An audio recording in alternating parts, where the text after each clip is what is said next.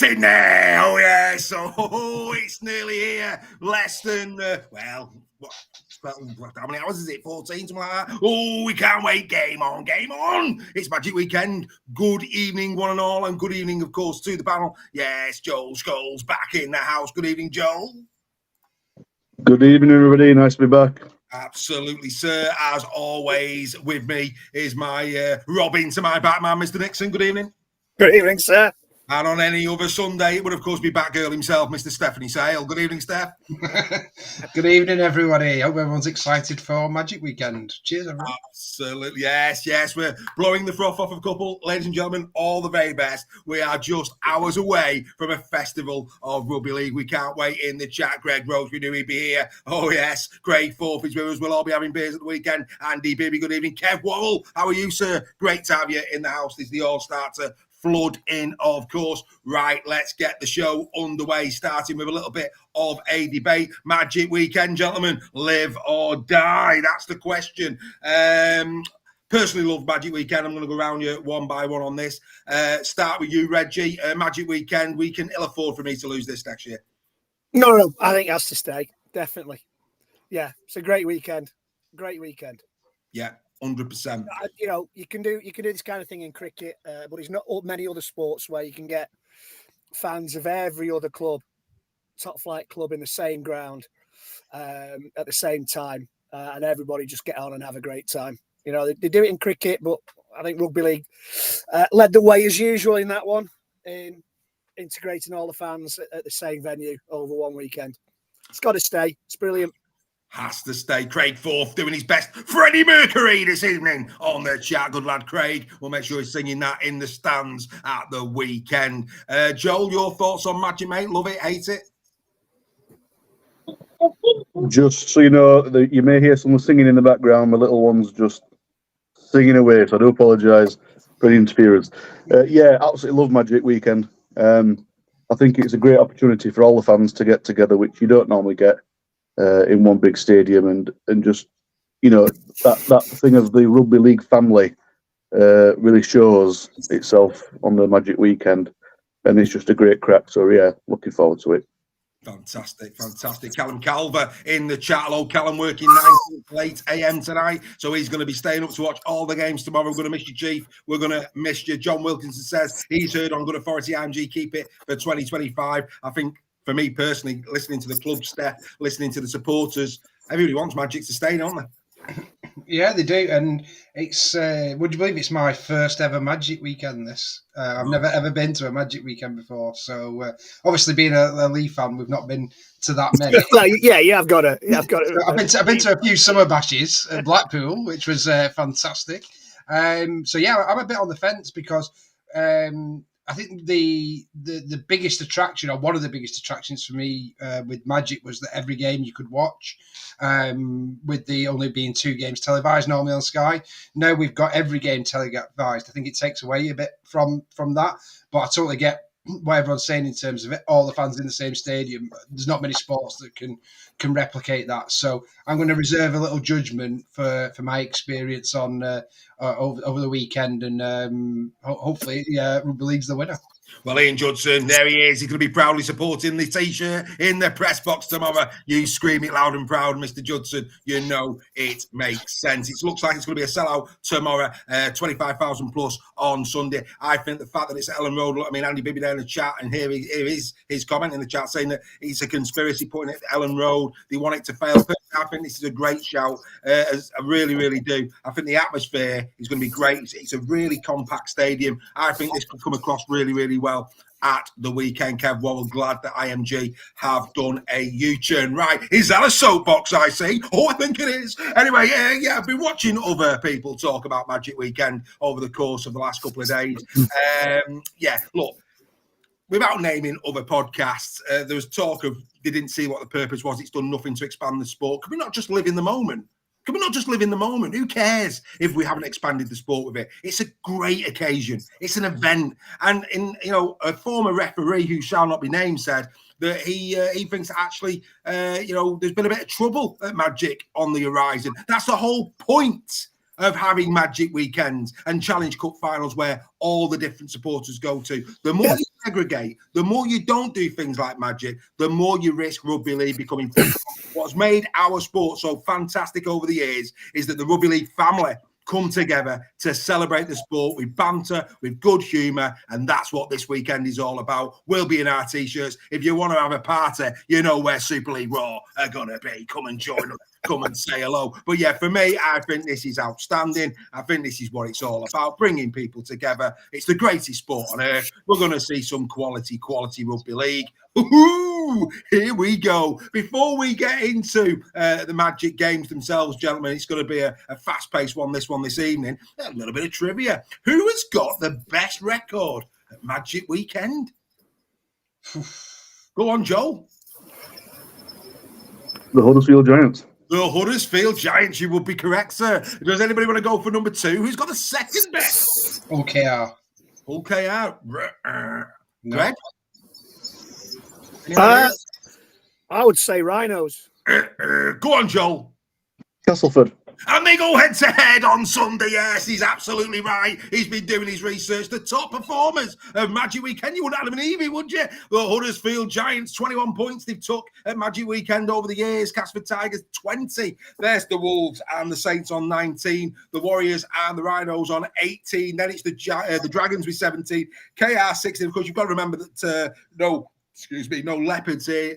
KR obviously weren't in Super League for quite a few seasons, but it's quite respectable that actually for KR considering how long they've been in Super League or out of it over these years. 16 for them, 14 for their nearest and dearest Hull FC. Look at Wakey Trinity there, joint 10th with Salford, and there they are, London Broncos. We were talking about these on Super League Raw Weekly, and we all said that we believe that they probably deserve a crack at it, a 3-year license, and let's see what they can do. And there you go, the top 12 Magic performance since Magic began.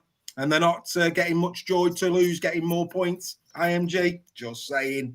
There you go. That's a bit of a surprise for you, wasn't it, boys? Yeah. Huddersfield Giants and Castleford Tigers, and they go head-to-head. Don't let it be said there's nothing to play for in that one. Woohoo! Game on. Right. Look. Guys, there's only really one thing that we can do here. We've got to do it the Super League Raw way. But before we do, can I just say a big thank you to new members of the family? Of course, we've got Tom Mackay joining the show, joining Super League Raw on Tuesday. Since then, Andrea Valentine, I feel like sending her a card. I mean, I'm not Phil Smith with us as well, and John Wilkinson. Many, many thanks to those guys. Let's continue to grow our wonderful family. It's outstanding to have you with us. Right, boys? Nobody builds up an event like Super League Raw, builds up an event. It's Magic Weekend. Finally, it is time for the Magic Round 2024. 12 teams, 6 games, 2 days, 1 venue, and thousands of passionate Super League supporters coming together to celebrate the greatest game on earth. The sport commences on Magic Saturday as 12 play 11th. The Black and Whites and the Broncos come head-to-head in the decider of their 3-game series. This game could decide who finishes bottom of the pile. It's Hull FC versus London Broncos. Then it's game 2, a derby and bitter rivalry with both sides hit with injuries and suspensions, meaning new heroes will emerge. It's one apiece with bragging rights at stake.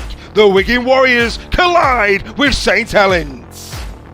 Day 1 climaxes with the Wire looking to do the whitewash over the Rhinos for 2024.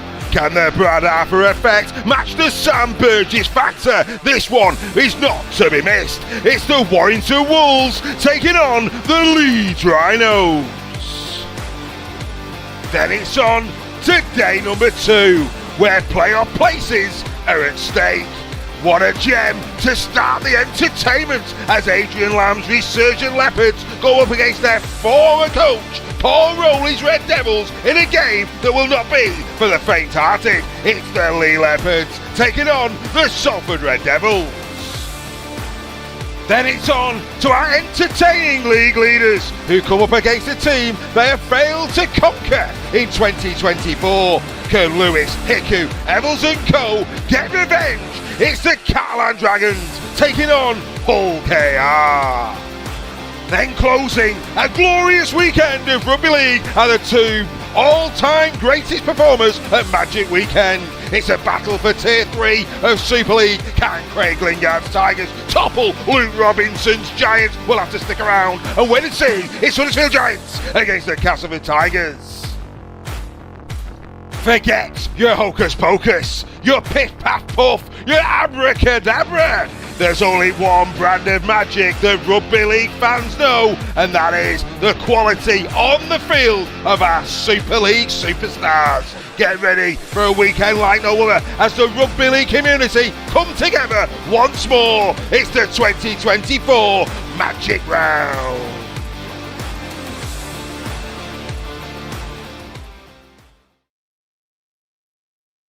Don't know about you, Sky, sign the boy up. That's how you do promotion for the biggest weekend in rugby league. Come on, let's be having outstanding stuff. Yes. What do you make of that, boys?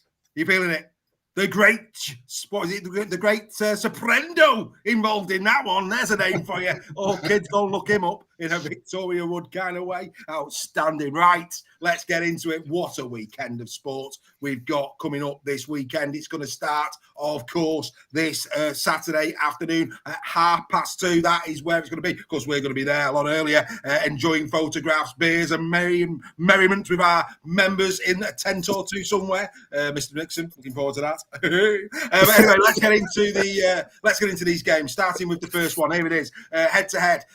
This is interesting. As you can see there, that is the Magic wins, 7 from 16. Hull FC, a 43.7% win ratio. Taking on London Broncos, 44.4, better in their 9 appearances than Hull FC. Of course, the form guide, like I say, not great, but that Catalan win, really good for the London Broncos. It's 1-1 in the series. Let's not forget, of course, round number 3, that's 28 points to 24. Golden finish. Remember that one, Morgan Smith? That was that one. And then, of course, later on in the season at the Cherry Red Records, the first win in Super League for the London Broncos. Of course, when they beat Hull FC. It was a thriller, that one. A 34 points to 18 win for the Broncos that day. Not an awful lot in attack. It's defence where it really shows between these two. 1-3 Hull FC, 12-5. It will be the Broncos. The teams, of course, are in. These are they. Grix's side, as you can see, the trio of John Lennon, Brad Bash, and Liggy Sow all come into the 21. Ed Chamberlain returns also after passing his HIA. Jack Ashworth is also named. That's a big bonus for Hull FC. London Broncos, a very, very familiar looking squad from them. I said in that preview montage that we had a few moments ago, gentlemen, this could determine who finishes bottom of Super League. You can't count London out. They're in some really, really good form. Greg, I'll kick off with you. I think this is going to be a really good curtain raiser. I think it's going to be a good game. I hope so. I hope it is. Yeah, I think you're right there. I think London played well against Warrington. They did well against Catalan. They've been knocking on the door a few times. I fancy a bit of a shock in this one, you know. Particularly having seen how they played last weekend. Okay, Warrington rested a few players. I think this is quite a difficult one to predict. A few weeks ago, you'd say Hull would win quite comfortably, but London seemed to have got the mojo eventually. Yeah, it's going. I'm hoping. You know, London will have probably the support of the non-FC fans, and however many there will be at that time. They'll have a good back in London. I would have thought, especially from the KR fans. Yeah, I think I predicted a Hull win a few weeks ago. I'm going to go London 1-8. You know. Ooh, in fact, I will say this first game will be Golden Point. London 1-8 and Golden Point. Wow. Well, there we go. Well, you upset Ian Judson. He's actually going for a very comfortable LFC with 18 plus because of his the returning players. Mr. Judson, very confident indeed going into this one. Joel, you know, you be as Greg there. You know, a lot of respect being shown to the London Broncos, I think, by neutrals this season. Hull FC can't take this one for granted, can they?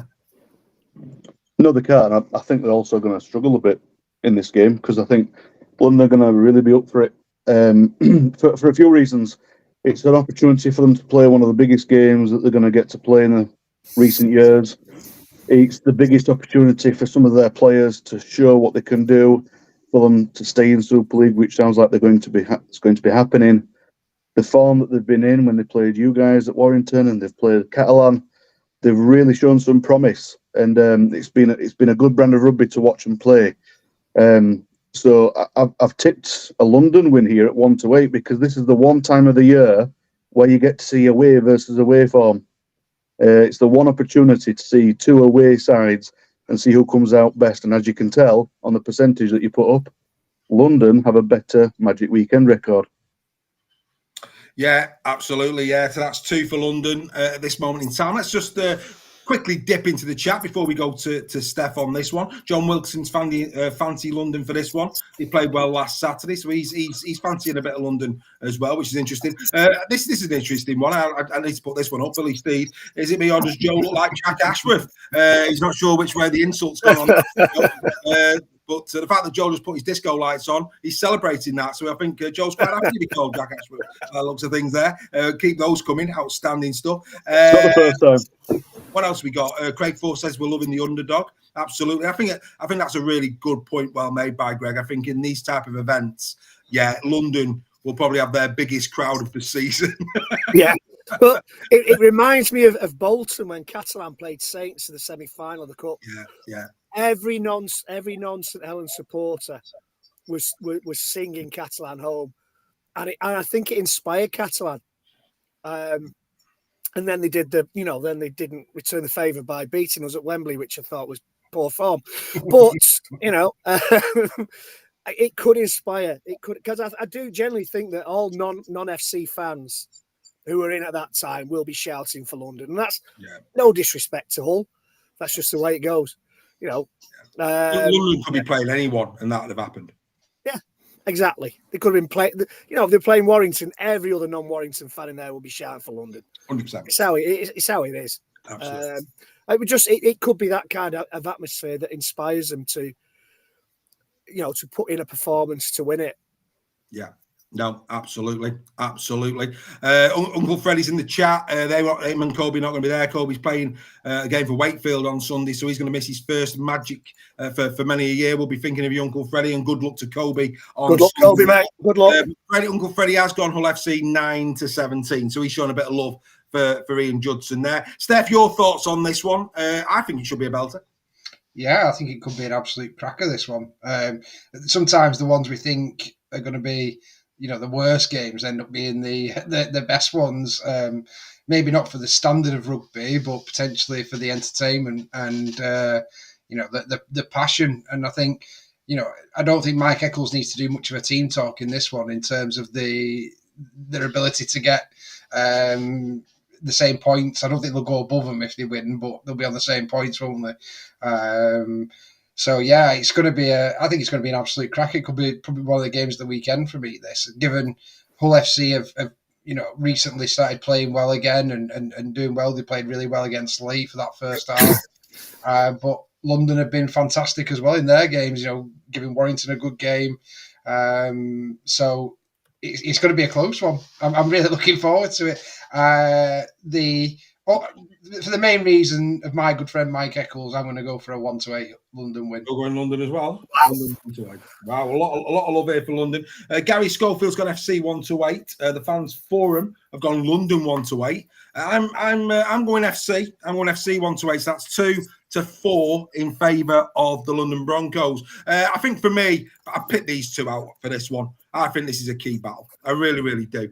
Walker's been in outstanding form, and I think Jack Walker has been perhaps arguably Hull FC, or if he's not in the top 3 players of the year at their end of season dinner, which has already been and gone, I think. Sorry, Ian. I shouldn't. That was harsh. But no, but genuinely, I think Jack Walker has been superb. But I think, both very similar games because of Jack Walker's injuries, 11 and 9, both on 5 tries. But surprisingly different games. I mean, look at the bus there, Walker. I mean, we've all been waxing lyrical over Rourke at London. Look at that, 43 tackle bust this season in 11 games for Walker. That's outstanding.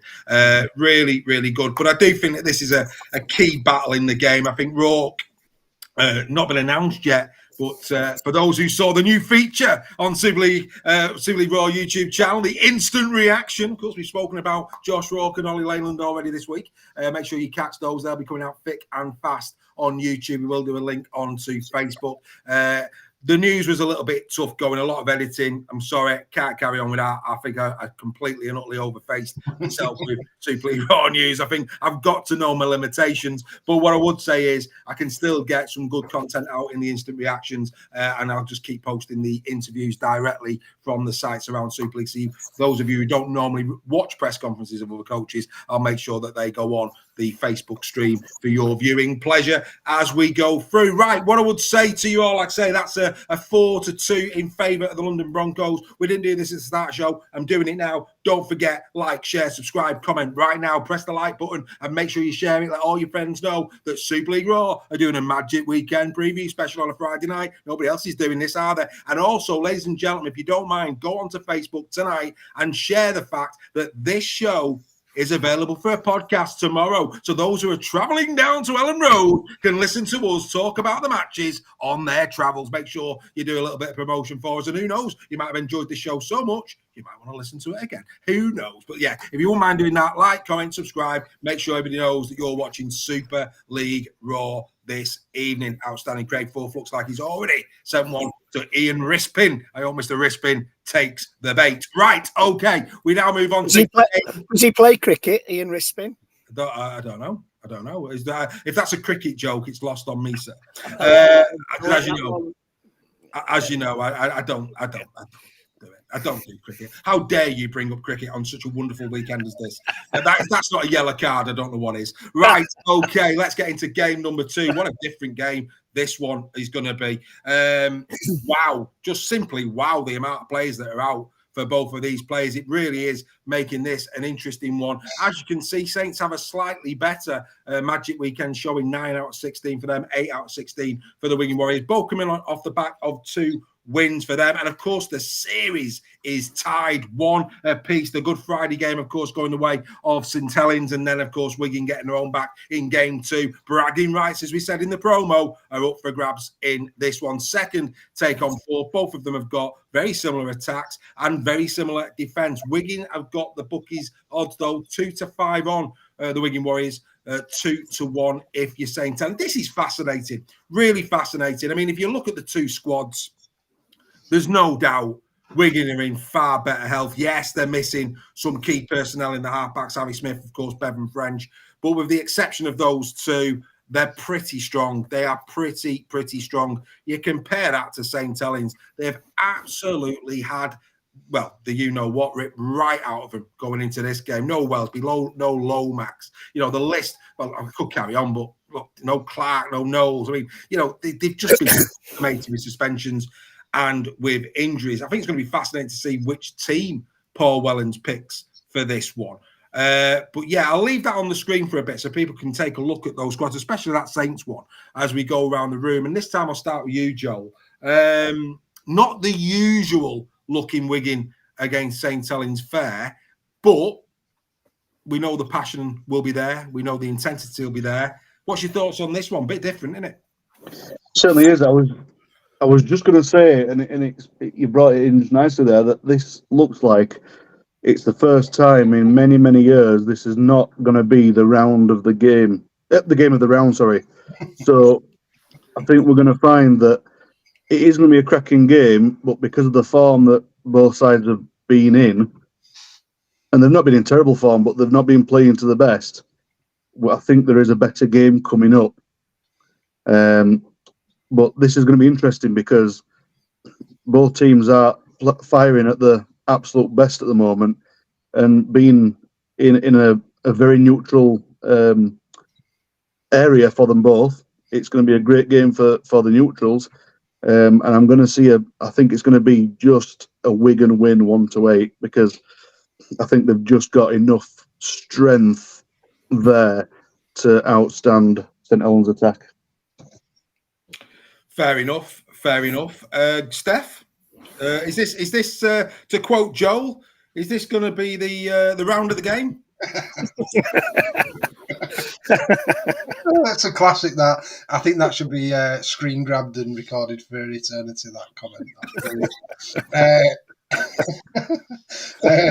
No, I don't think it will be the round of the game at all. I think there's too many key players missing in this one. But again, that a bit like I was saying before, that could make it a bit of an equaliser. But I do, if you look at Wigan's squad there and you look at Saints' squad, I think if you look on the right hand side there in terms of from Jake Burns downwards, obviously Harry Robinson's been playing really well for Saints, but I just think Wigan's squad's superior in this one, and I'm going to stick with it. I think it's going to be a bit of a scoreless for Wigan. I think they're going to put 18 plus on Saints. That's a biggie. 18 plus coming in there from Mr. Sale. Let's just go into the chat before we come to Mr. Nixon. John Wilkinson says Saints 6 plus. That's interesting. Kevin Wall, Wigan 90-17. Nicola Burtwell, good evening, Nick. 90-17 from you. Paul Boardman's with us as well. Hello, Paul. Hope you're well, mate. Phil Webster's with us. Still not joined Dawn Kirby, just in case you're wondering. No pressure, Phil. Just keeping it real. We've got Mr. Horton there saying Wigan 1-8 as well in the chat. So quite a few going the way of Wigan on this one. Greg, I'm going to come to you, and as I come to you, I'm going to load you up a little bit, my friend. Remember Warrington against Wigan prior to the Challenge Cup when Warrington put a bunch of kids out against a very strong Wigan team and very nearly turned them over. I mean, Wigan's class came through on the day. So just a little caveat there. You know, Wigan, even though on paper you would expect Steph there going 18 plus to Wigan, it should be a Wigan win based on the players we're looking at. As Warrington showed against Wigan that day, don't count out these kids. They could go in there and catch Wigan cold. They could do. You know, anything can happen on the day. You know, by the looks of it, Saints are playing Fergal Sharkey as well. But, he's got a good heart, mate. He's got a good heart. You know, Too hard to find that. He gets teenage kicks with Saints this weekend. Well, we're going to be gentle with his heart, though. Carry on. He's heard a lot of stories about these games. Messi's cousin is perfect. Our younger audience have no idea what's going on. No, here. they haven't. No, go wherever you get your tunes from. Just put Fergal Sharkey a good heart in there. Listen to the lyrics, and you'll get these jokes. The dad jokes, but the jokes nonetheless. Carry on, Greg. Even better, putting the undertones and Teenage Kicks, one of the greatest songs of all time. Anyway, back to reality. There's a lot missing for Saints.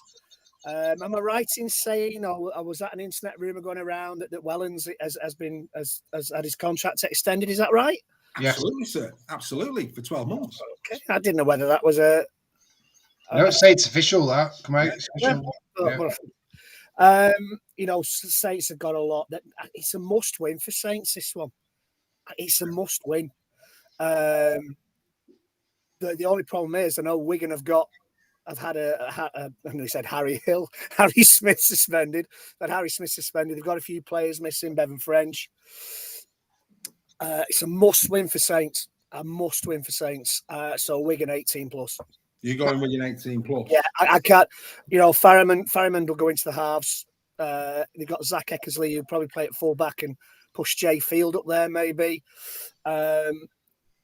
Wigan have got to hold the discipline. It was a very un-Wigan-like performance with the discipline against Leeds, I thought. Not the mistakes. Every team makes mistakes, but just the discipline. The amount of penalties he gave away. Do you think Pete's going to be looking for a reaction, Reggie? Yeah. That's where I've gone with my 18 plus. I think That on last week, he's going to have him. You know, you've got to make a point here this week. Yeah, but hang on a minute. The last time he had to do that, hang on, boys. The last time Mr. Pete wanted a reaction, it was when All FC had turned him over, and then Warrington went and thrashed him. True. You know, like I say, I'm trying to be fair here to Saints because I think, you know, those two sides, side by side, you'd be forgiven to thinking this is going to be a complete washout. And actually, it could well be. But like I said, Fergal Sharkey, otherwise known as Noah Stevens, we've seen him this season. He's been really, really solid. I thought Jake Burns looked the part last time out. At hooker, he'll be getting some minutes. What are they going to do? I mean, while we're doing well here on time, let's just have a little think about what Wellens might do here. Full back, he's going to be Robertson. Harry Robertson, yeah. He's got a decision to make. I mean, Blake will obviously be shoved into the centre. You expect Benison to come in on the wing so that Blake can come on the inside. So he's got a decision to make in terms of who the other centre's going to be. It could be maybe Sam Royal, maybe, I don't know who goes in there. Could be. The half-backs, I mean, we know that Mbai is going to go in there, and I thought he was outstanding. He's been outstanding recently. Who are they going to put alongside him? Now, there's a lot of rumour that they might put James Bell. I was going to say that. James Bell would be the obvious choice. No, there's a rumour that he might start at hooker and they'll put Ben Davies in there. Right. Okay. Is what I'm hearing. Whether that's true or not, I don't know. Okay. Where does Johnny Vaughan play? He's he's back row second. To my knowledge, he's back row centre, isn't he? He's got a bit of versatility, Johnny Vaughan, hasn't he? Yeah. I mean, don't get me wrong, his sidekick Denise Van Houten is very easy on the eye. But anyway, let's carry on.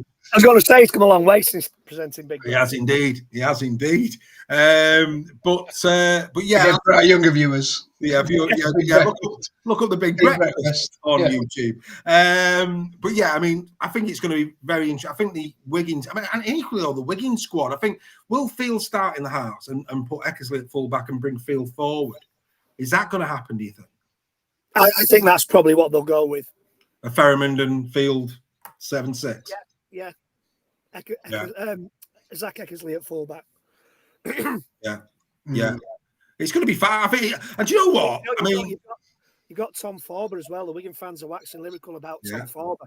They might even go with Tom Forber. I think one thing's for certain, Reggie. I don't think Matt Pete is going to rest anyone. I think he'll play his strongest team out of that lot because he needs to get the job done. There'll be no mercy shown in terms of his starting selection. That's not to say that Saints can't do what the Warrington kids did. And again, if I'm Saints Ellens fan, I remember we were at that game, Saints against Wigan, prior to the Challenge Cup. And I was actually really looking forward to the Warrington youngsters like a Kai Taylor, Ray Aaron Lindop and the likes getting a game. Nolan Tapia played that day as well, another talented young man. So, at the very, very least, I don't get to see the likes of Jake Burns and, we've seen a bit of Noah Stevens, but, we're about to see some of these young kids for Saints on the field. We know they've got a great academy system. So, do you know what? I'm going to enjoy watching these young lads and see what the future looks like where Saints is concerned, regardless of the scoreline. I think when you see young kids given an opportunity, sometimes as proved this year, like Leon Hayes, Aaron Lindop, you give a young kid his opportunity, they'll run through brick walls for you. So, do you know what? Stranger things have happened. I'm still going Wigan 9-17. Yeah, Matty Peake could be really clever and have Jay Field at fullback when they're in defence and put them in the halves when they're in attack. Yeah, he could change it around. Yeah, it could be. And as Ian Judson said, Eckersley in the halves. He's a good utility player. Eckersley. I just no disrespect to him because he's a young kid and he's got a massive future. I just think Jay Field is more dynamic in that area of the field. They'll let Ferryman do all the kicking and controlling, and it's actually, run as a third centre. Yeah. I mean, I'm just going to put the league up because, again, we've got time this evening, so let's have a little look at this. This is the league table. Saints lose this, they remain on 26 points. Let's say that the Rhinos turn Warrington over. Could happen. We'll get to that in a minute. They're on 24. The Leopards turn Salford over. They're on 23. Now, I said on Super League Raw Weekly, Saints, Dragons, Red Devils, the job's not done for all three. And that might have surprised a few Saints supporters. But when you look at their injury list, because another player we haven't talked about who's been confirmed as being out for 4 to 6 weeks is Mark Percival. Another one gone. So when you look at that Saints Ellens squad, this is a squad that probably, we're not going to be seeing Wellesby for a bit. We're not going to be seeing Percival for a bit. There's no talk of when Lomax is coming back. We know Dodd's going to be out, I think, for at least 4 weeks, I'm hearing, where Dodd's concerned. I know he's out for a while. 4 to 6. Darryl Clark's going to be 4 to 6 weeks. So basically what we're saying is regular season, we're not going to be seeing much of these players. They're going to be coming back. If Saints are in the playoffs, that's when they're coming back. So if Saints are going to get to the playoffs, these young starlets of theirs are going to be critical to them. Hull's gone for the season. There's no Conrad Hull coming back. We know Morgan Knowles it a 3-game that Knowles got. 2 matches, sorry, so he's out for the next 2. The next game that Saints have got after Magic is Hull KR. Just putting that one out there. You know what I mean? So what I'm basically saying is this could get pretty alarming pretty quickly. It's Lee at the start of the season. It's your dream team players are all getting injured, and this is what I think people have if you rip a spine out of a team like that, and we're saying this now, they'll probably go on to beat Wigan at the weekend, kind of thing. But it is that it's an injury crisis at Saints, but the difference between Saints and Lee is obviously that they've got a far better youth system at the moment, and should be able to the players coming in should still be able to do a job for them. It's not like you're going into a reserve or an academy kind of thing. They're training with the first team, these and everything. So they should be able to do a good job. But you take the quality out, then against top teams like Wigan, who were the best, right up there with the best, it should be a struggle, and that's why I think it might be a bit of a good hiding for him this weekend. But I hope they prove me wrong. I hope it's really close. The thing is, though, we also don't want to forget that Saints are very good at producing some young talent. 100%. So whoever they've got in the squad can put a number on pretty much any teams. Yeah. And that's why I had it so close, because I thought that they're literally playing for the shirts towards end of season. Because if there's enough time now for them to put in a performance, and then come towards end of season, who do they drop? You know what I mean? And that's a good predicament to be in. But then coming your playoffs, if you have got a player that's dropped off, you're not bothered about putting young lad in because you know he's going to do a job for you. Yeah, like Dave said earlier on, the Warrington lads against him pre the cup final.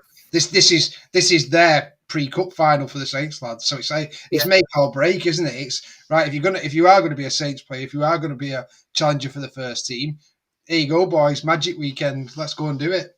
So, and as Dave was saying, we've had Lindop come through.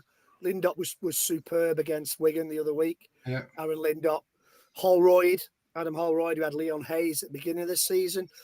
Taylor A. You're right in what you say, Joel, that these youngsters can make a statement. Yeah.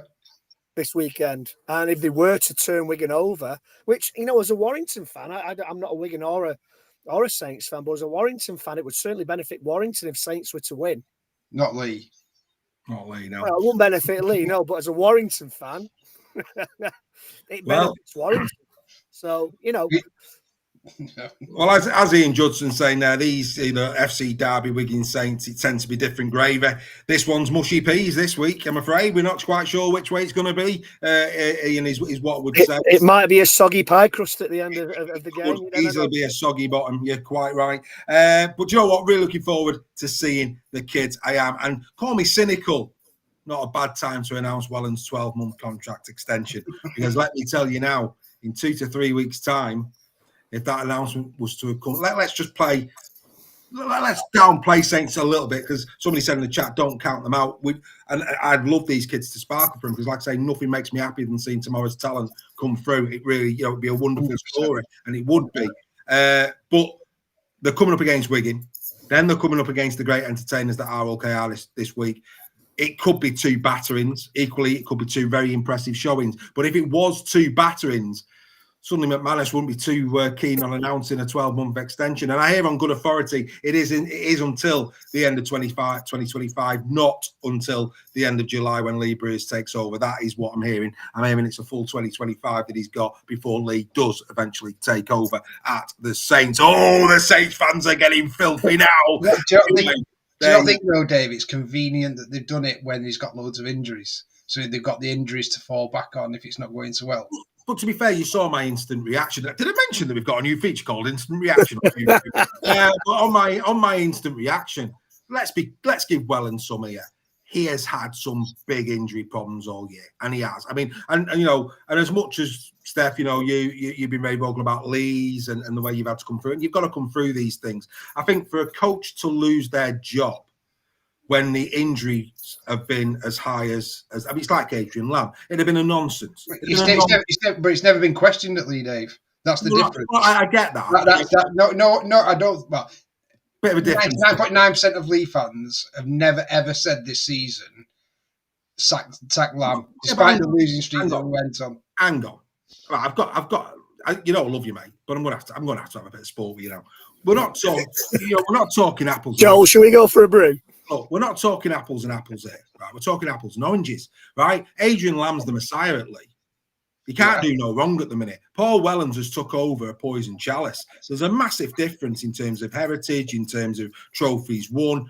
And you know, that's why, because there's more people at St. Helens who believe they've got a divine right to continue on that trajectory. They're the ones who are shouting for his head, not good, you know, people who understand sport. How can you sack a coach when he's had an injury roster like that, in the same way that, you know, any other club? You just can't do it. You've got to judge Wellens when it's I mean, there's injuries in rugby league, but you've got to judge them when it's a pretty clean wicket, going back to Greg's other sport. You know, I think you've got to card. It is a yellow card, that. So anyway, we're going to move on from this because people are saying, why are we talking so much? Yeah, but going back on that, Dave. Go on, mate. This is a situation that Saints are very, very rarely in with injuries and suspensions, and they were second, top or second for a big portion of Super League, and they've only just started dropping down. Yeah, and you're right in what you say. Paul Wellens has got. Yeah, I've seen it.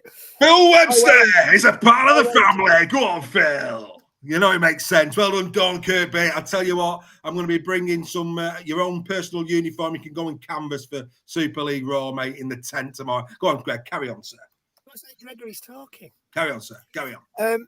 I've lost my thread now. No, Paul Wellens has taken a lot of pelters the last few seasons. But this season, undeserved, I think, because they have had horrendous injury problems, suspensions. You know, they've probably finally landed in the real world of every other support of every other rugby league club. And you're right, the sense of self-entitlement sometimes is a little hard to swallow. Asiata's fault. It's all John Asiata's fault. It is. How dare he tackle somebody legally below the knees? Mr. Nixon, you just took the words right out of my mouth. How dare you? John Wilkinson. John, sir, I know you're a new member and all that. It's like Prime Minister. No, it's not like Prime Minister's question time. We actually answer questions. Deary me, sir. I've never been so offended in all my life. Lord, there's never been a U-turn yet. Never been a U-turn. Our manifesto is crystal clear and we deliver every week, sir. And we don't even need to do door-to-door canvassing. We've got Dawn that does it on the internet for us. It's marvelous. Anyway, that's enough of that. That's enough of that. Right, let's move on to what is bound to be. I think this is arguably, possibly game of the round. I think the Salford Lee one as well, for the jeopardy element of it. I think it's going to be a good one, but I think this is going to be a belter.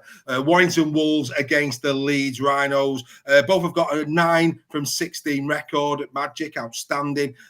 Both have coming into this. Warrington 4 wins in the last 5, 2 in the last 5 for Leeds, but a massively improved Leeds performance against the Wigan Warriors. We all saw that. It's second against 7th.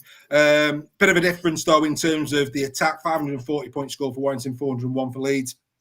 Conceded 289 at Warrington, 368 at Leeds. The Wolves 4-11 on in this one, 11-5 the Leeds Rhinos. Let's take a look at the squads. As you can see, Warrington, they're all back. Massive headache now for Sam Burge. Just talked about Paul Wellens and, you know, the problems he's got even naming a 21-man squad. Now it's problems for Mr. Burgess keeping this group of players happy. Ben Curry back, Matty Nicholson back, Fulish, Yates, Williams, all in the squad. I mean, that is probably as strong a Warrington squad as we have seen all season. I think the only possible point of difference there possibly would have been a Leon Hayes in there as well. But yeah, what an opportunity for Sam Burgess to put his front foot forward this side of the playoffs. It's going to be interesting to see which team he plays. As for the Leeds Rhinos, bit of better news for them in the fact that, as you can see there, their 1 to 5 is on the 21-man squad. They've not been able to do that for a while, but of course the big omission, Brodie Croft having to go back to Australia on compassionate grounds. That's a big loss because, let's be fair, he has been in decent form, and when he's been on this season, no doubt about it. Still no Mikel Ajelecki, still no Holroyd as well. I thought Bentley was superb against Wigan. He's in there. Up front, they've got plenty. They've got the starting 1 to 5 there to go at. It's the Croft factor for me that is an interesting one, but it's pretty strong as well. It's a pretty strong squad where the Leeds Rhinos concerned, with the exception of Ajelecki and the exception of Holroyd. As you know, we'll always come to Greg last when it's the Warrington Wolves. So, Joel, we'll start with you. Joel? Well, I don't see how Mr. Arthur could possibly put David Fussatua in the squad. I don't know if he's going to actually play or not, because that man has got more sick notes than I think all the players in the league. So that'd be a bit of a silly option to put him in there, because Leeds have been playing really, really well. Joel, are you saying that Mr. David Fussatua spends more time on the canvas than Picasso? That's a very good one. Yeah, he pretty much does. Yeah, maybe more so. It's a much improved Leeds squad. I don't think we need to look at any games before Brad Arthur was in charge. We need to look at what they're doing now and what the serving up for us now is some really quality rugby, really quality rugby. So this is going to be, for me, definitely. And David, no, it's the round of the game. We've changed it now. That's what it's called. Round of the game. So, yeah, thank you. But this being probably the strongest Warrington squad that we've seen maybe all year, with the bolstering that we've got here, I think this is going to be just a step too far for Leeds. I have got it close once again, a 1-8 Warrington win, and that's not any negativity towards Leeds. Leeds are going to put in a really good performance, but Wire are just that bit too strong for me, and I don't think any team in this league would beat Warrington with that squad that you're putting out at the weekend. Yeah, I'll put it up once we've had a little chat. In fact, let's do it now, Steph. And by all means, Joel, Greg, chime in on this. If you're Sam Burgess, who are you leaving out? I mean, we know. Let's do the positions that are set in stone. Duffy's definitely fullback. Pulis and Ashton on the wings. I think it'll probably be Ty and King in centre. We know who the halfbacks are going to be. We know the likes of, it'll be Vaughan, it'll be Harrison, it'll be Musgrove.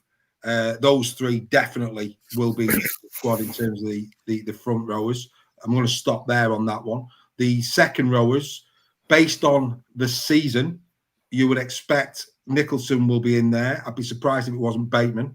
And again, based on the season, it's probably going to be Curry. You'd expect Yates then to be in. After that, who else is on the bench? So it'll be Yates and Musgrove on the bench, I think. Who's the other two? Powell? Powell. He'll start with Powell and he'll bring Walker on. Right. So who's the other one that's going to be on the bench? Holroyd? Or Philbin? Philbin, I think. Philbin? It's a toss-up between Philbin and Crowther, I think. I tell you what, you've got to feel for Crowther. He's been playing some good rugby, hasn't he? He has, but Philbin was pretty solid against London. I think he might start with Yates, like he did against Wigan. Well, Ian Judson is saying round of the game has to be the tagline for the Super League Raw t-shirts for Magic Weekend next year. To hell with that. Yeah. Let's just get the Joel Scholes range. We'll do the Joel Scholes collection for next year, and you can take your pick on that one. But no, it's bags of riches there for Warrington. I'll come back to you, Reggie. Steph, your thoughts on the game?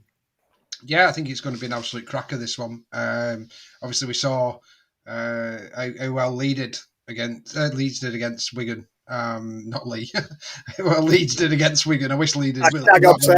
Yeah, I wish Lee did do that well against Wigan.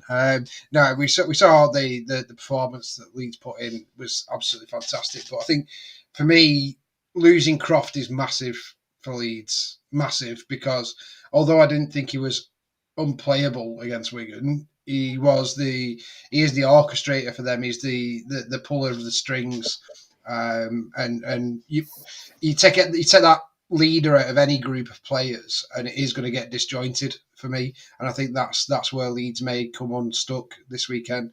Not to go against the challenge that they're going to have against Warrington with that squad. Like I say, we're struggling to who we're going to not pick in the Warrington team.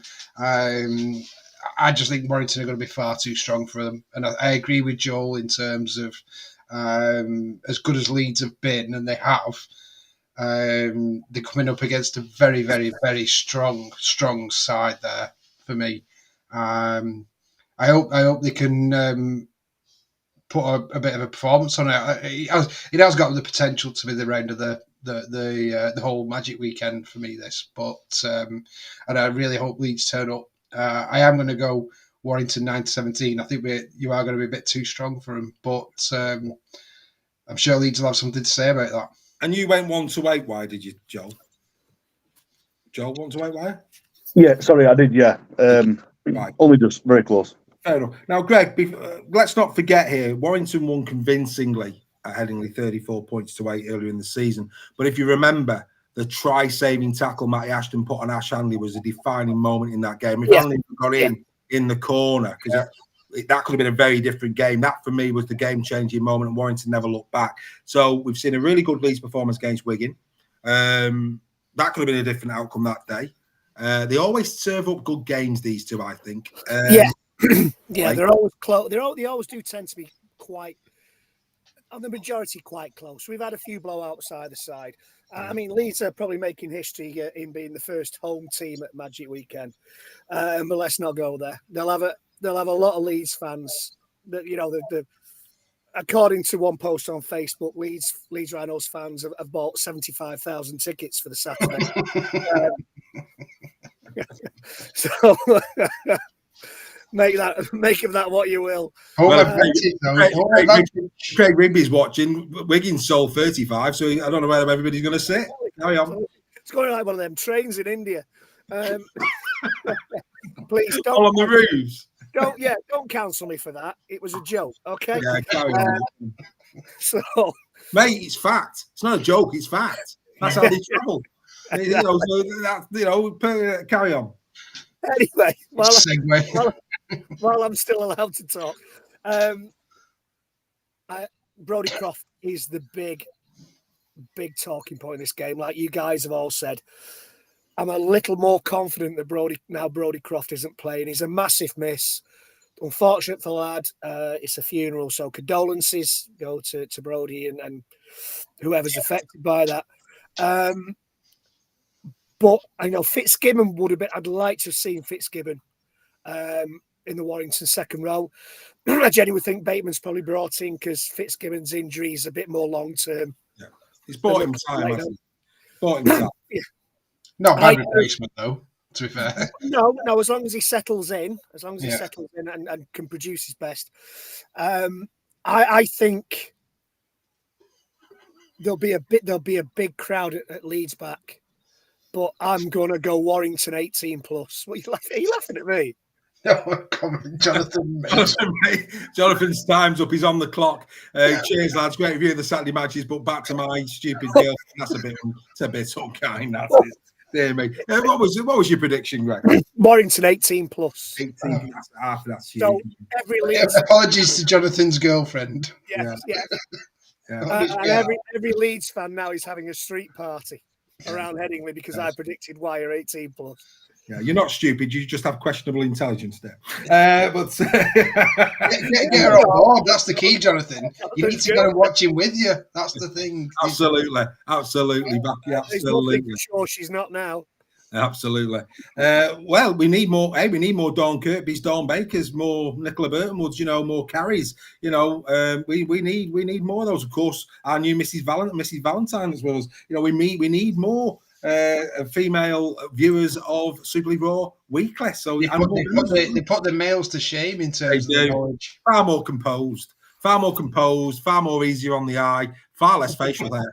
What more can you want on a Tuesday night? I'm going Wigan 9-17. But before we move on from this, let's just do a couple of. I think there's if Leeds are going to win this, it'll be down to this man. I think this Reece Martin is key. He's key. He has scored. Get this. He has scored 41% of Leeds points this season.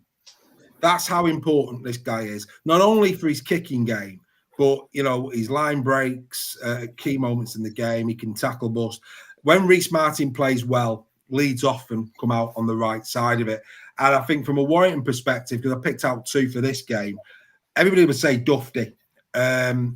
Williams always has a good Magic game. I hope I've not put the mockers on him, but he always tends to play well at Magic, does George Williams. And I think with all the focus being on Matty Dufty, it could give George Williams just a little bit of extra space to create havoc for the Wolves. But everybody's gone the way of the Warrington Wolves. I've not seen anybody in the chat at Leeds. Daz D, don't get the numbers 1 to 8, 97. Yes, I do. So Daz, my friend, and of course Daz is a Super League Raw member as well. Daz, the way it works, it's score predictions. So we have three bands. Are they going to win between 1 to 8 points, 9 to 17 points, or 18 plus? What's the winning margin going to be? And of course, in fact, let's do it now. That then gets put into our prediction league. And I'll tell you, there's a lot of changes on the prediction league. No.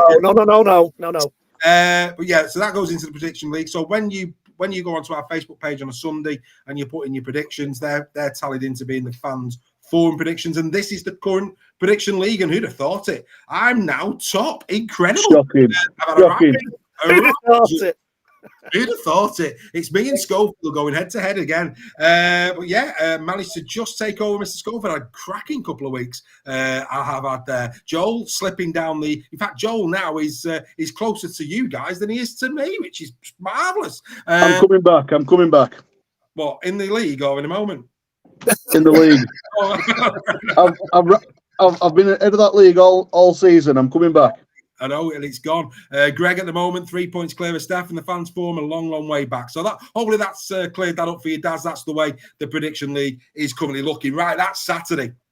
And I think Saturday's box office. I think it's going to be a really entertaining 3 games. But equally, let's not downplay the Sunday. I think Sunday has also got some absolute belters. And the starting game is that. It's an absolute belter. It's not that one. It's not that one. It's an absolute belter. Both got a 33.3% win ratio. Of course, Lee have only played 3 games at Magic compared to Red Devils 15. But look at that. The Leopards, 5-game winning streak coming into this. They are really the form team in Super League at the moment. Don't count out the Leopards. They're on the prowl. The Be the Roar Brigade are coming back. 1-1 in the series. They're always good games, these. I don't know why, but these two, and I think it's probably because of the brand of rugby they both play. They're always easy on the eye. I think we could be in for an absolute treat to open up day number 2 at Magic. If you remember the first game this season at the I think it was at the Salford Community, 32-22 in favour of the Salford Red Devils, and then Lee in the return game, when I find in my notes, it was a more convincing win, 40 points to 12. Lee that night were white hot. But yeah, this is going to be really interesting. 8 against 6. This has got, this is playoff at stake material. This Lee, despite being 2 places below Salford, have scored more points and have a better defence. So bear that in mind, gentlemen. Bear that in mind. The odds, well, the bookies see Leopards carrying on their winning streak, 8-13 on the Lee Leopards, 7-5 the Salford Red Devils. Right, we will of course come to Steph last on this. So we'll go on, Greg. We'll start with you with this, mate. Lee against Salford. I'm really looking forward to this. I am. This is one of those games that could prove to be a nail biter for the fans involved in this. Have we got the teams yet? I think we have, haven't we? Oh, sorry. Yes, let's put my apologies. Here are the teams. All right, sir. It's all right. And the big omission from Lee, no Josh Charlie. That's a blow for the Lee Leopards, no question there. He's out. Matt Moreland, is that a red herring? I heard Matt Moreland was out. Is he in or is he out, Steph? Or is he just about? What's he doing? maybe shaking it all about, like you say. I don't know. We heard he was out for 3 weeks. Yeah, with this rib injury. Yeah. So whether he's just playing a bit of mind games with Rowley, I don't know. I'm not expecting him to play. no. So in terms of, do you think Gaz O'Brien will go into the? I think Gaz O'Brien to fullback. Oh no, to halfback. Sorry, and I think he'll keep Hardacre at fullback. But maybe we may get a glimpse of Bailey Hodgson, and that's the one I'm really excited for if we do, because I've heard very, very, very good things about him.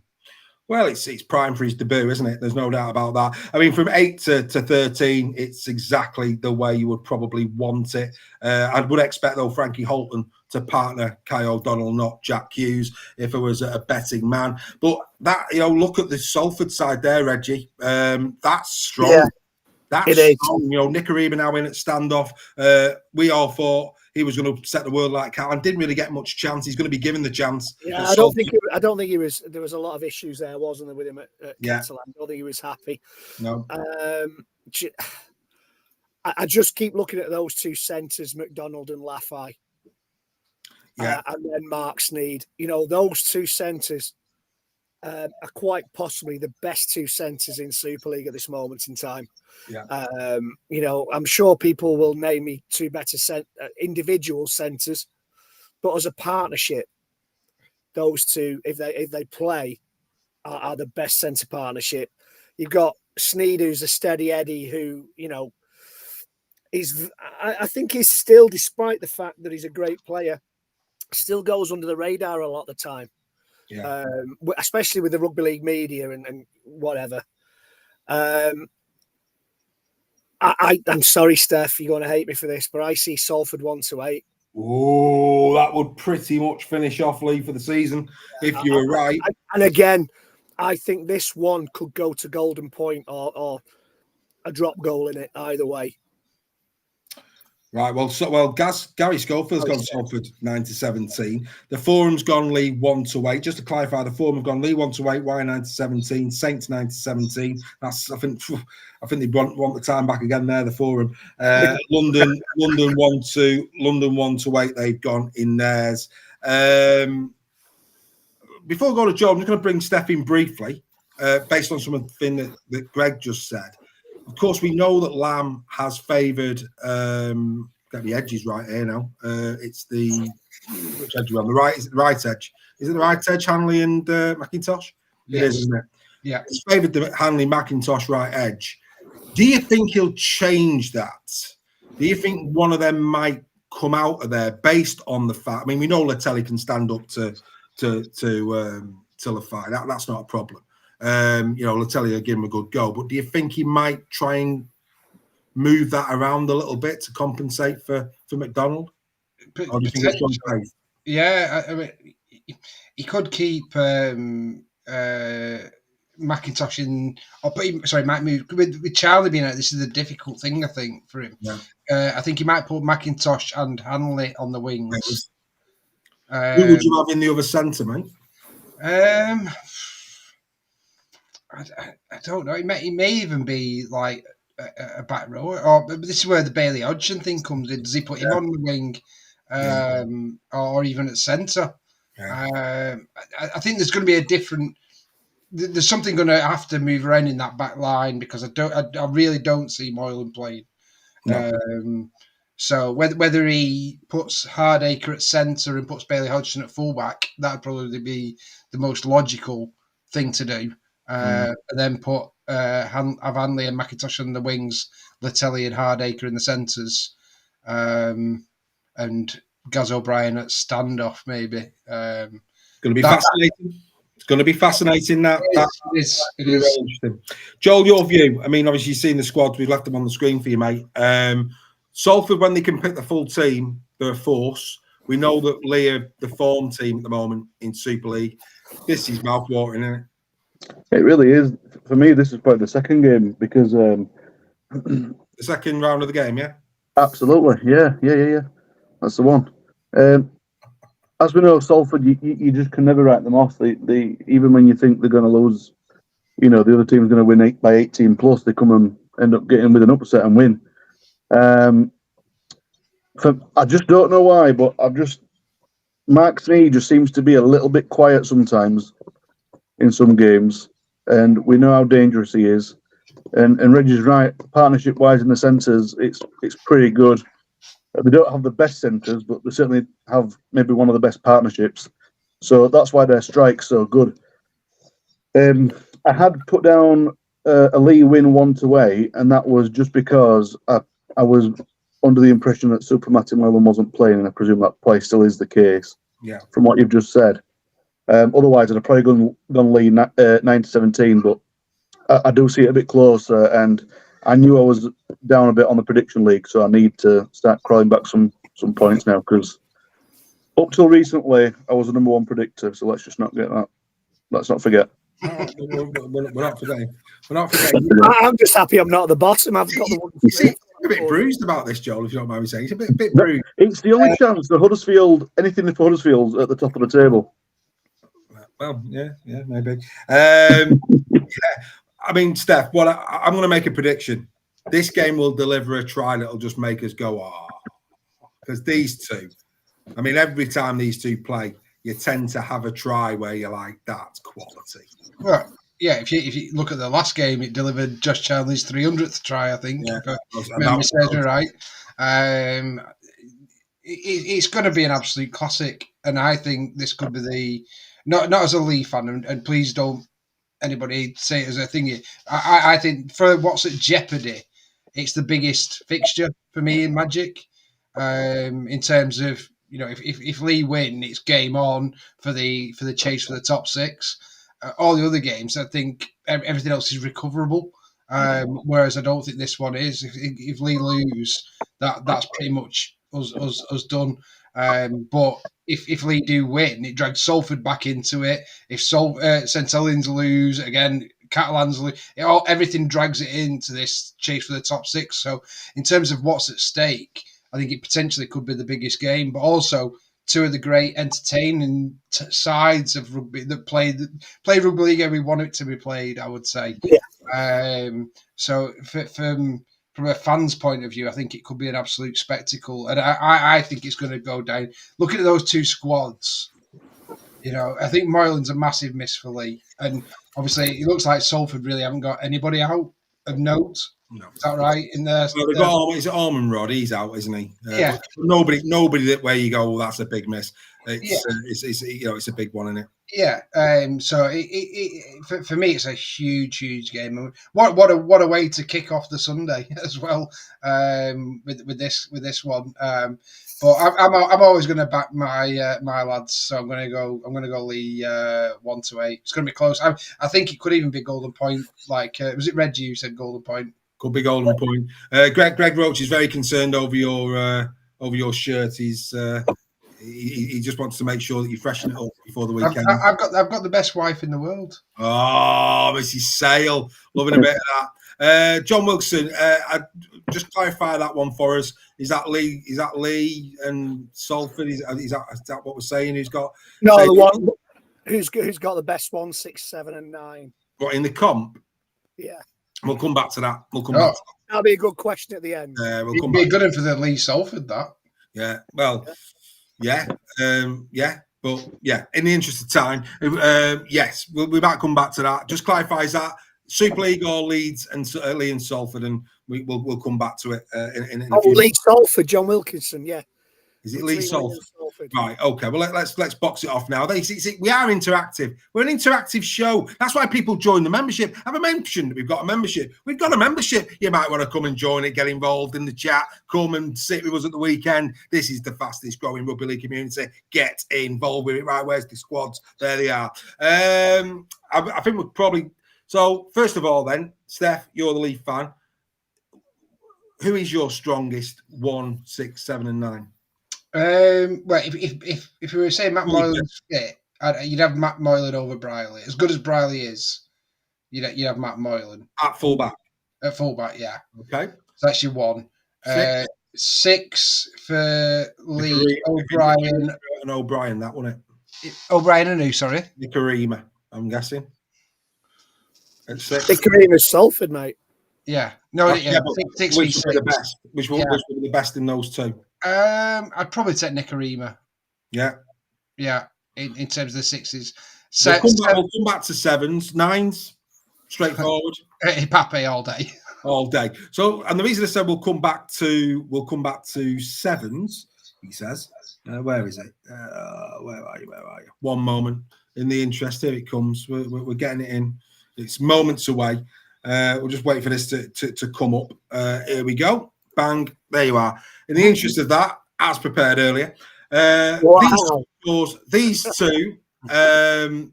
two are up for Man of Steel. They're up there in the ratings. They're up there in the Super League trophy ratings that we did at the weekend in midweek.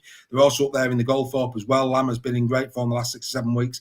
I mean, look at the stats. 6 tries to 2. No contest. 19 apiece. Bus 51. Lachlan Labs at 22. Breaks again. Lamb is more of a runner. We know that. Sneady's more of a game general. We know that. Do you know what?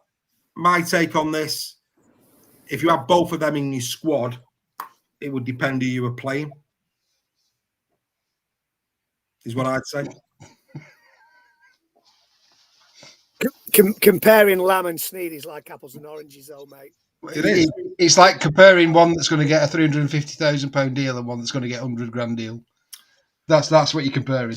Yeah, the different types of players. There's only one getting a $350,000 deal. Yeah.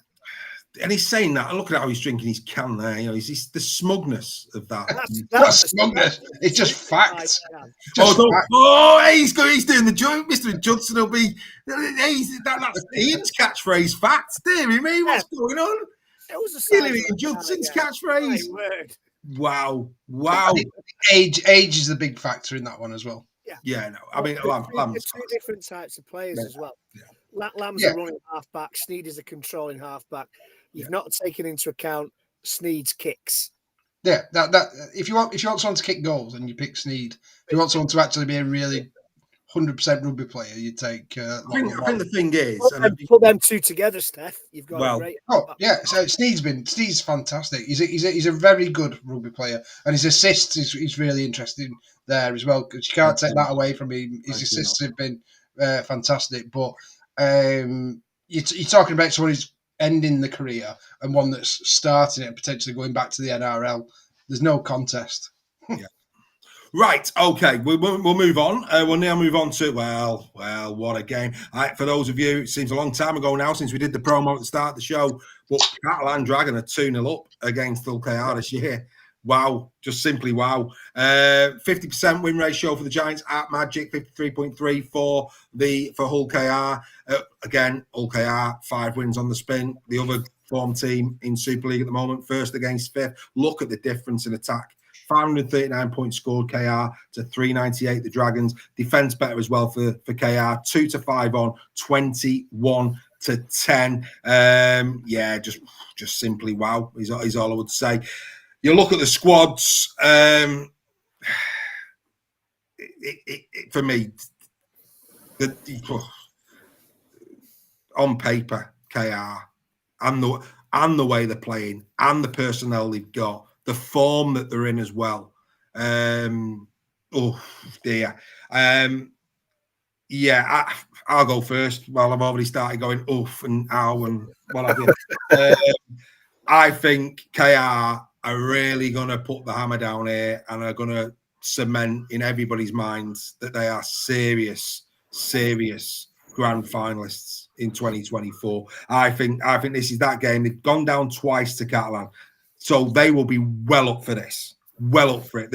I think had that not been the case, had it been the other way around and KR were 2-0, then with the form that they're in, you can almost take things for granted in rugby league. They're in great form and they've lost against this team twice.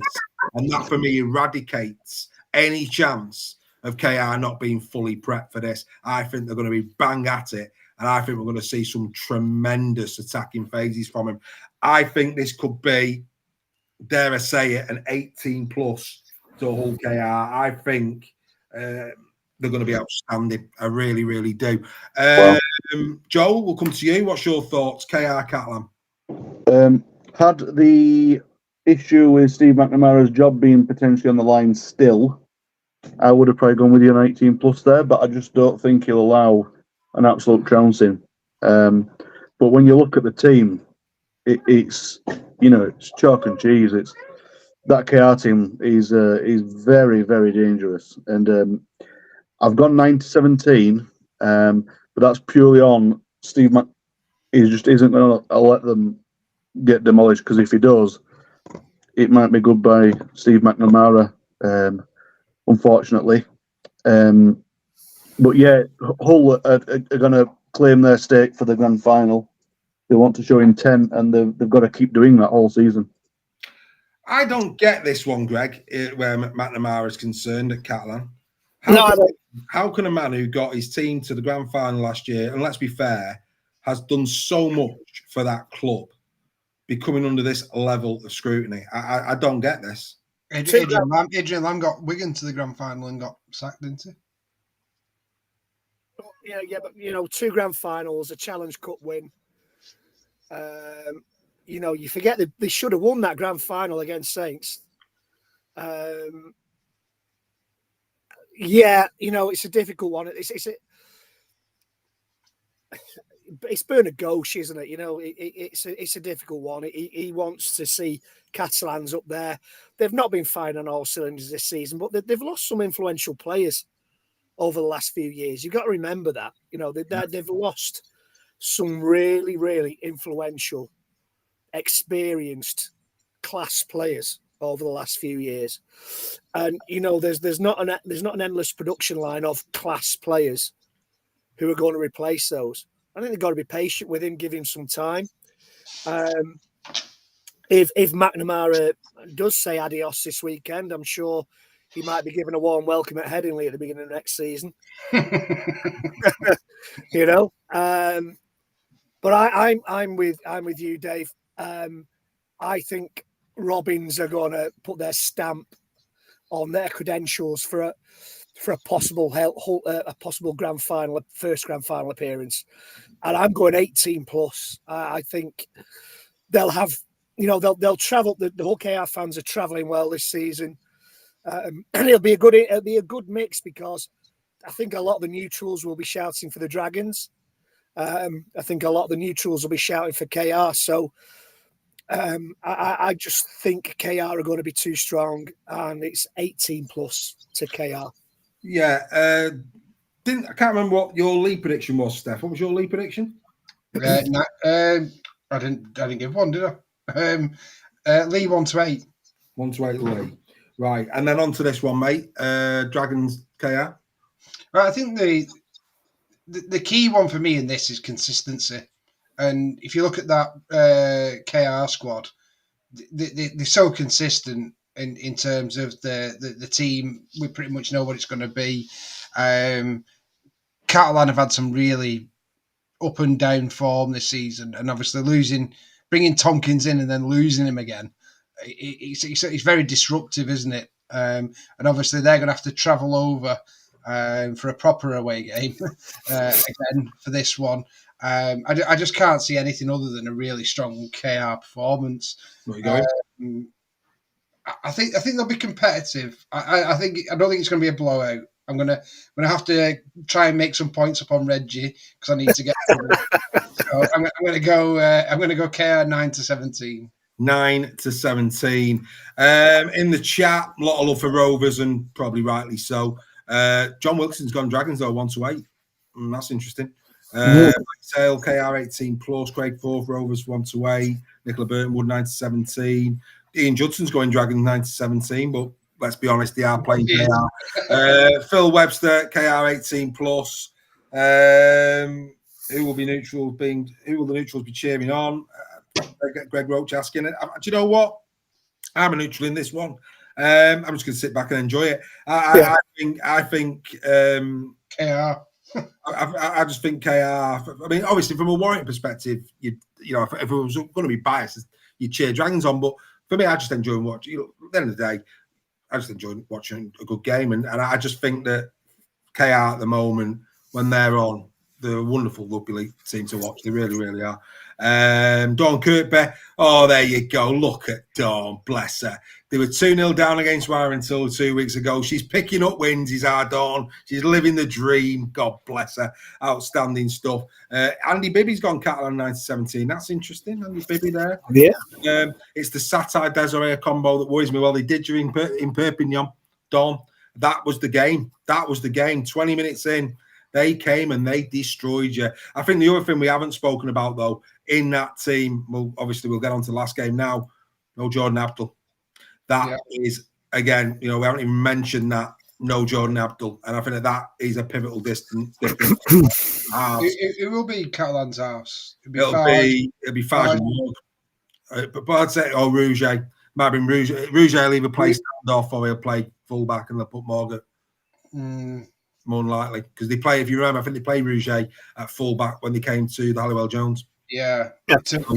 So there's a bit of movement there for him as well. But hey, I think KR will be top value. Right, okay, we then come on to the last game, Joel's team. And you know what? Please, stick around for this. Don't go home. It's the last game in the round. I do a couple of things for me. Don't understand why Sunday's starting as late as it is. Don't get that. What they should have done is they should have started Sunday maybe at 11:30, 12 o'clock start for me. And they got the order wrong. I actually think they should have put this in the middle and put KR on last, because what we know, the Robins will go in numbers. They will go in numbers. So they'd have arrived earlier. I just don't. I think they got the order wrong. Again, how these things are decided. Or what we'll do is we'll put Huddersfield and Castleford on last because they've got the least amount of travelling home, which means everybody else leaves Rugby Football League. Where's your logic? Common sense. Imagine if they put Super League Raw in charge of the fixtures. Well, people who want to grow the sport. Anyway, no, we're not going to go. We're not going to go. No, we don't want to be accused of growing the sport, Dave. That's Steady on. Yeah, if only we had friends in high places. Anyway, let's move on. Huddersfield against the Castleford Tigers. Look, you look at these two squads, ladies and gentlemen. In fact, first of all, let's do the tail of the tape, because like we said, these are the two teams who've got the best record at Magic. 62.5% win ratio for the Giants, 66.6% for the Tigers. Both coming in on this one on a 3-game losing streak apiece. It's 1-0 to the Huddersfield Giants. They play each other, I think, the last game of the season as well this year. It's 9th against 10th. Whoever, if Casper were to win this, they would overtake Huddersfield. Very, very similar in terms of attack, but Giants are stronger defence. 478 points conceded, 559 the Tigers, albeit that's got a lot better in the last 8 or 9 rounds. 1-2 on the Giants, 17-10 the Castleford Tigers. Like I say, in terms of the squads for this, advantage Huddersfield. You look at the numbers on the side of the Castleford Tigers. It'll be Texoy at fullback. We know that. It'll be Senior and Gary on the wings. They're playing Mellor at the moment at centre, who I think is doing really well. Corey Hall will be in there as well. Jacob Miller, Ron Milnes will be, of course, in the halves. Eliezer Kem's there. Liam Watts is there. So, like I say, it's pretty much been a change in back line for Castleford, and it's worked really well from this season. That said, all the flair, with the exception of my mate Texoy, who's got it in his locker, as we all know. I've always liked Texoy. But all the flair and all the talent and all the quality, for me personally, Huddersfield should win this. They should, but that's not necessarily to say that they will, because you just never know which Giants is going to turn up. It's as simple as that. They've got a great squad there. It's as good as it could be. I think it's only Greenwood that's missing, isn't it, Joe? Of note. Greenwood might be playing. Right, is he in there? He's been training this week. 21, mate. He's not in the 21. He's not been named. Squad. Oh, right. Well, Greenwood. Good knowledge, Joel. Good knowledge. No, Robbo said earlier in the week that he might be playing, but obviously not. No, he's not playing. So, but like I say, looking down that, with the exception of Swift and Greenwood, it's probably as good as you get, isn't it? No, it's far off. We've probably got the most injury-ridden squad in the league. Yeah, we've got everybody out. We've got far more younger players there than. Yeah, that's nowhere near that. Nowhere near. All right. You must have squad numbers up to 100 then. Anyway, not to worry. We'll come back to you in a minute. Greg, mate, Huddersfield, Castleford. What's your thoughts? This has the potential to be a classic game. A try-scoring game. No, just a classic, proper game of rugby league. And I am going to absolutely delight my Huddersfield faithful by predicting 1-8 Castleford. 1-8 Castleford. Ian Judson said, have you got a membership available yet, Dave? Not sure what you mean by that, Ian. Let me know in the chat. Let us know what you mean by that. Castleford 1-8, did you say? I said, yeah. And again, quite possibly drop goal, golden point territory. Right. I think Castleford have come on leaps and bounds over the last few weeks. I think Huddersfield have improved under Robinson. I think the improvement in Castleford is just slightly more than the improvement in Giants. And I'm sure Joel will rip my arms and legs off when he sees me on Sunday for saying that. But I'm going to delight everybody in Huddersfield, the wonderful town of Huddersfield, by predicting Castleford. They are now running to the pubs to order bottles of champagne to celebrate the win. Yeah, absolutely. Well, I mean, Joel's that happy he's been replaced with Jack Ashworth. Joel's gone to the front. Anyway, that's part of mine. Yeah, Swift, Merch, apologies. Greg Roach saying, of course, Ollie Wilson, Clune, you're right. Quite a few players out. But even so, it's still a stronger squad than Castleford's. Where are you going with, Steph? Yeah, a bit like the Brodie Croft one. I think Clune's a massive miss. You know? Huge miss for Huddersfield. But you look at that Cass side, they have improved so much, haven't they? They've been, chalk and cheese from the start of the season.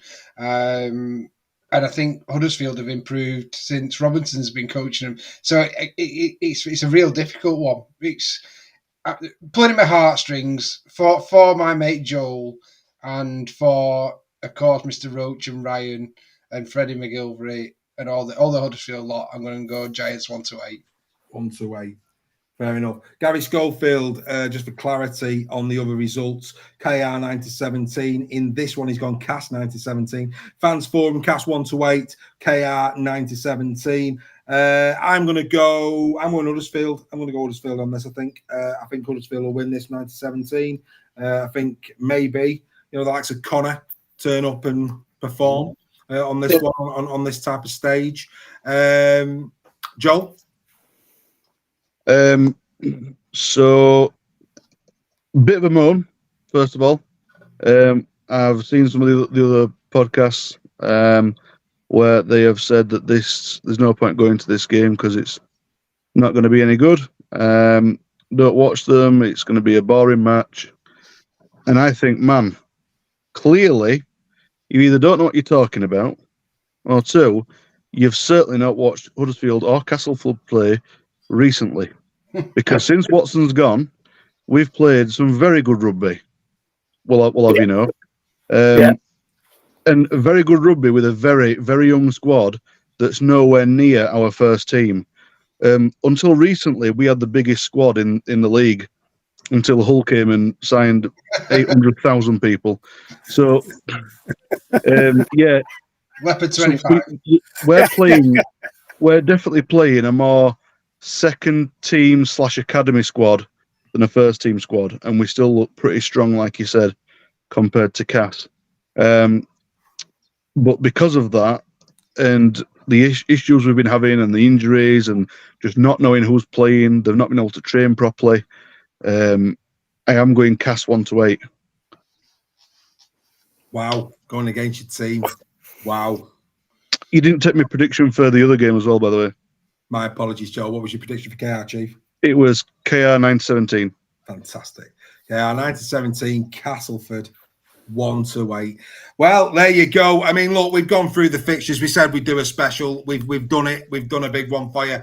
Trying to build up to Magic Weekend. For those who are, a couple of things, like I say, guys, make sure you like, comment, and you share the podcast post that's going out so that people know that they can listen to this show on the way to Magic, get all of our sports, all of our Fergal Sharky gaffs and all that on the way down to Ellen Road. That'd be good. Greg Roach is filthy with Mr. Scholes with regards He's to that. not buying you a pint over the weekend. To be fair, a lot of people gone cast. Nick Burnwood, she's gone 1-8 cast, you know. So Ian Judson, 9-17 cast. Kev Wobble, 1-8 cast. David Pye's gone Huddersfield by 10. So there's a couple there as well. John Wilson, Giants 1-8. But yeah, it's one of those games this where how good is it though that we don't know? we don't. And there's so many disparities between all the comments, ourselves as pundits. For those on the podcast, I'm doing abbreviated thing. Speech marks, yeah. How fantastic!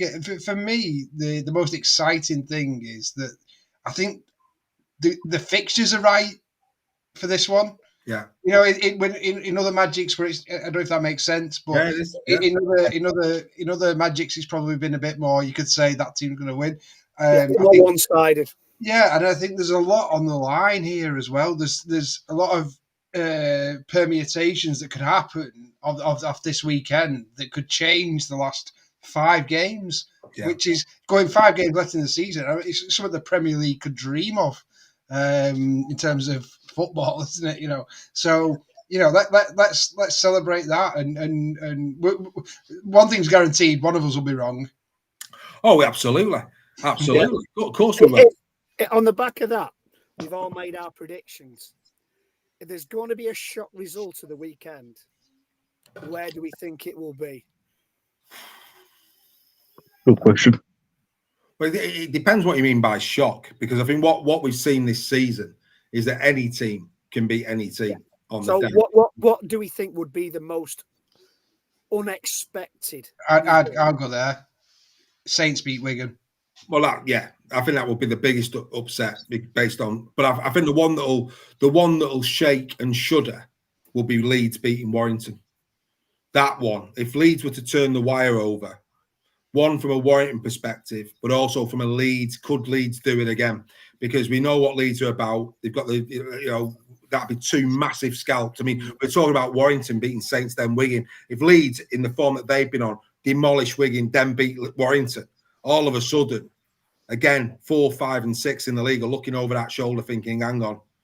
You know, so I think in terms of real shudders, I think if Lee was to beat Salford, those 2 games, I think if Lee beat Salford and Leeds beat Warrington, we've got a hell of a league. We've got a hell of a 5 weeks ahead, because that all of a sudden.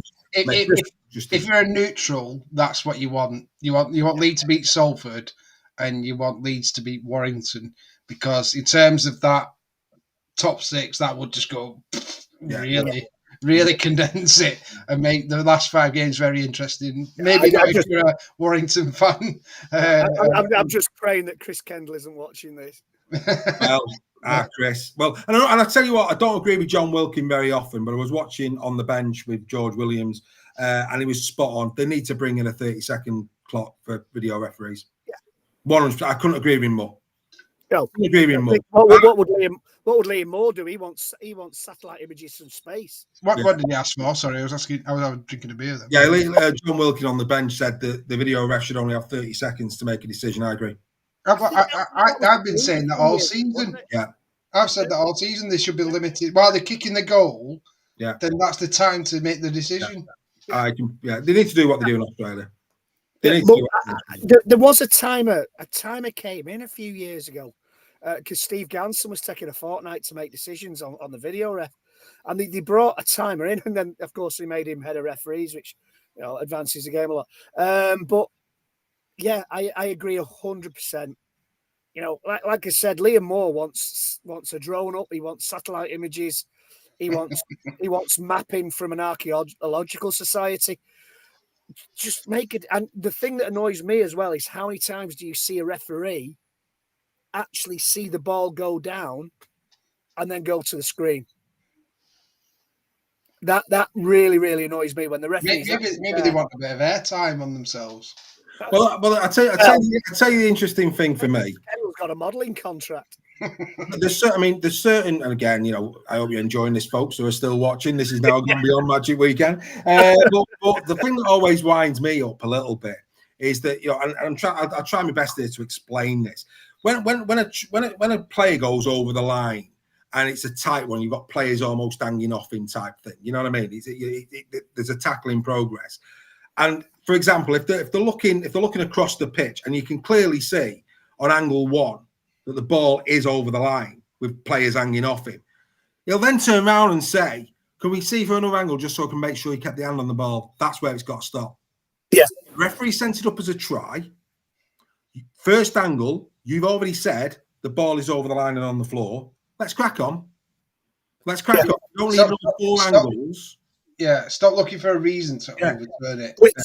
Which is not what it's there for. If something that goes, oh, that's not quite right, then 100% examine it, do whatever. But the amount of times when we see it when it's a clear try, and then they have to go and look for a reason to try and disallow it is ridiculous. Well, how many times do they show an angle? Do they show an angle, and you hear the video ref saying, "Oh, we're not going to get anything off this." Yeah, but you've asked him to show them you that angle.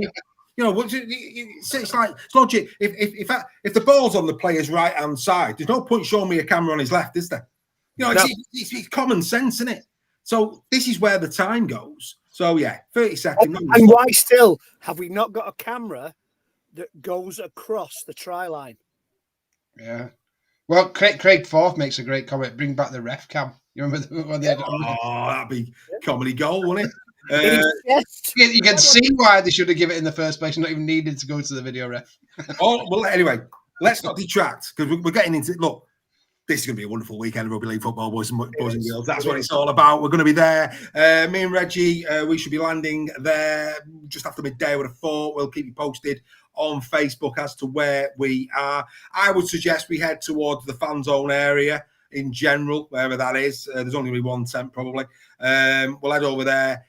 We should be there about 12. Let's we'll take photos of where each other is. We're all wearing the t-shirts, so we should be easy enough to spot. And I'm sure we're all going to get together. And then we'll all go in the ground together so we can all sit together and pretty much take the mickey out of each other throughout the day. It's going to be great. And of course, do you want to be in our gang? This is this year. It's going to be bigger again next year. We're going to the grand final. Why not? I mean, look, I think this is going to be a really fun weekend for the membership in the fact that we're all going to be there together. We're all good people. We'll all have a good bit of respectable banter. And I think it's going to add to our experience of Magic Weekend. And why wouldn't you want to be a part of that, folks? So do please come and find us and maybe consider becoming a member of Super League Raw. As Ian says, I don't mention it enough, patreon.com. We've already had a look at it on there. Right. Bottom line is, let's just talk you through the week ahead then on Super League Raw. New instant reaction. So as, of course, things come out, keep your eye out on YouTube. Instant reaction will continue to come your way thick and fast. The Final Whistle podcast, there'll be many more people invited to that this week due to the people who've joined the membership this week. Please try and join Steph and Greg to talk all things Magic Round this Monday night. Steph will get that in the WhatsApp group in terms of what time he's thinking. Go and join him. Make sure you support the lads on the Final Whistle podcast. Have your voice heard. That's, again, is something that nobody else does. Super League Raw give you your own show. You're the stars of that show. You make sure that you're on it. That's going to be recorded on Monday. That'll be uploaded on Tuesday. And a change of day for Super League Raw Weekly. I'm working pretty much Monday to Wednesday next week. So it's Thursday. No game on Thursday at Super League. None at all. So again, we're going to try something new. You've got no Thursday night fixture. So why not have a bit of Super League Raw Weekly at 8 p.m? So 8 p.m. next week will be Super League Raw Weekly on Thursday. A bit of changing in the schedule. Hope you don't mind me that. You've got to roll with the punches, ladies and gentlemen. But yeah, make sure you come and see us. Make sure you enjoy your Magic Weekend, whether you're going or whether you're not, Joel. Make sure you enjoy Magic Weekend. It's going to be a spectacle. It's what makes our sport what it is. The fans make the sport what it is. Let's have a really good one. Everybody behave themselves, have plenty of drinks, merry management, and we will see you there. If you missed it, we'll go out with the trailer again, because I don't know about you, gets the hairs on the back of my head stood up. Come on, Rugby League. It's a big, big weekend. We will see you next Thursday night for Super League Raw Weekly, and we'll see you at Ellen Road for Magic tomorrow. Bye for now, folks. Finally, it is time for the Magic Round 2024. 12 teams, 6 games, 2 days, 1 venue, and thousands of passionate Super League supporters coming together to celebrate the greatest game on earth. The sport commences on Magic Saturday as 12 play 11th. The Black and Whites and the Broncos come head to head in the decider of their 3-game series. This game could decide who finishes bottom of the pile. It's Hull FC versus London Broncos. Then it's game 2, a derby and bitter rivalry with both sides hit with injuries and suspensions, meaning new heroes will emerge. It's one apiece with bragging rights at stake. The Wigan Warriors collide with St Helens. Day 1 climaxes with the Wire looking to do the whitewash over the Rhinos for 2024. Can the Brad Arthur effect match the Sam Burgess factor? This one is not to be missed. It's the Warrington Wolves taking on the Leeds Rhinos. Then it's on to day number 2, where playoff places are at stake. What a gem to start the entertainment as Adrian Lamb's resurgent Leopards go up against their former coach, Paul Rowley's Red Devils, in a game that will not be for the faint-hearted. It's the Lee Leopards taking on the Salford Red Devils. Then it's on to our entertaining league leaders who come up against a team they have failed to conquer in 2024. Can Lewis, Hiku, Evans and Co get revenge? It's the Catalan Dragons taking on Hull KR. Then closing a glorious weekend of rugby league are the 2 all-time greatest performers at Magic Weekend. It's a battle for Tier 3 of Super League. Can Craig Lingard's Tigers topple Luke Robinson's Giants? We'll have to stick around and wait and see. It's Huddersfield Giants against the Castleford Tigers. Forget your hocus pocus, your piff paff puff, your abracadabra. There's only one brand of magic that rugby league fans know, and that is the quality on the field of our Super League superstars. Get ready for a weekend like no other as the rugby league community come together once more. It's the 2024 Magic Round.